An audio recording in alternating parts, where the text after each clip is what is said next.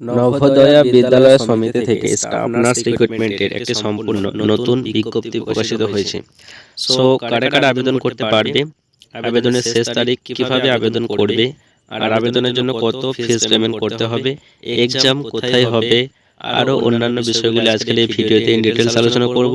ভিডিওটি প্রথম থেকে শেষ অবধি মনোযোগ সহকারে দেখবে, কোনো জায়গায় স্কিপ করবে না। আর ভিডিওটি দেখার পর যদি কারো কোনো জায়গায় ডাউট থাকে তাহলে কমেন্ট সেকশনে কমেন্ট করে জানাতে পারো। এছাড়াও ডেসক্রিপশন বক্সে ইনস্টাগ্রাম আইডি লিঙ্ক দেওয়া আছে, সেখানে মেসেজ করতে পারো। আর প্রত্যেকে বলছি টেলিগ্রাম চ্যানেল জয়েন করবে। কীভাবে টেলিগ্রাম চ্যানেল জয়েন করতে হবে সেটা আমি ভিডিও শেষে তোমাদেরকে দেখে দেবো। আর এই পিডিএফটা আমি টেলিগ্রাম পূর্বে সেন্ড করে দেবো, সেখান থেকে তোমরা ডাউনলোড করে সমস্ত ইনফরমেশন চেক করে নিতে পারবে। আর চ্যানেলে একদম যারা নতুন দর্শক তারা চ্যানেলটিকে সাবস্ক্রাইব করে নিন নার্সিং এরকম নিত্য নতুন আপডেট পাওয়ার জন্য। তো চলো দেখে নিই অফিসিয়াল নোটিশে কি বলা হয়েছে।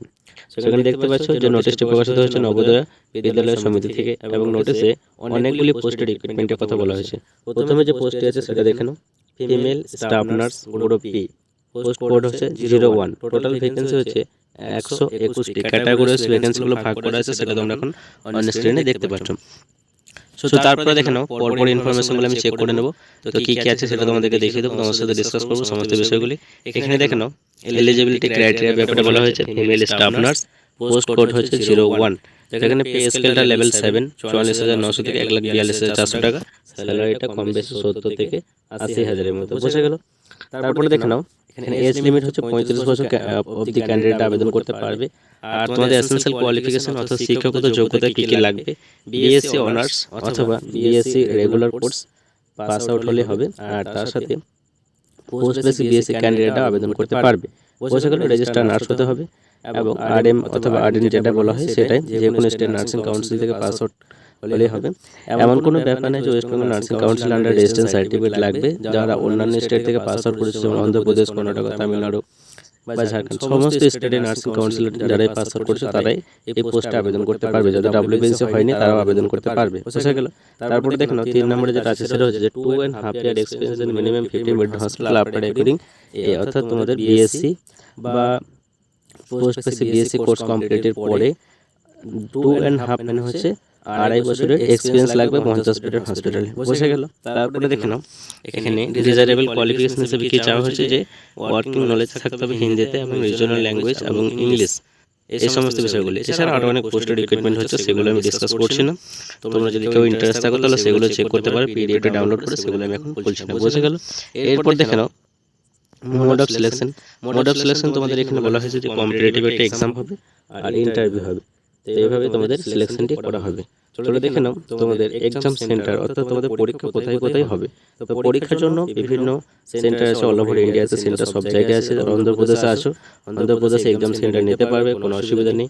এছাড়াও যারা আসামে আছে তারা আসামে এক্সাম সেন্টার পেয়ে যাবে। বিহারে আছে, চণ্ডীগড়ে আছে, এখানেও পরপর এক্সাম সেন্টার অনেক আছে। তারপরে গুজরাটে আছে, হিমাচল প্রদেশ আছে, তামিলনাড়ুতে আছে, কর্ণাটক আছে, দেখে নাও পরপর দেখতে পাচ্ছ উত্তরপ্রদেশে আছে, কেরালাতে আছে।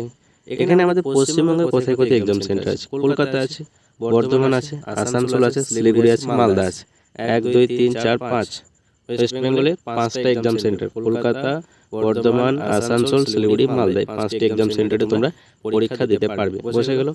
এরপরে দেখে নাও তোমাদের সিলেবাস কোন জায়গা থেকে কত মার্কস আসবে সেটা। তো এখানে দেখে নাও তোমাদের টোটাল পার্ট হচ্ছে পার্ট 1, পার্ট 2, পার্ট 3 আর পার্ট 4। টোটাল 4টে পার্ট। 4টে পার্টের মধ্যে প্রথম পার্ট যেটা সেটা রিজনিং অ্যাবিলিটি 15 নাম্বার, 15টা কোয়েশ্চেন থাকবে। আর পার্ট 2 থেকে থাকবে general awareness and current affairs 15 number, 15টা কোয়েশ্চেন। আর এখানে ল্যাঙ্গুয়েজ যেটা আছে সেটা হচ্ছে 20টা কোয়েশ্চেন, 20 নাম্বার।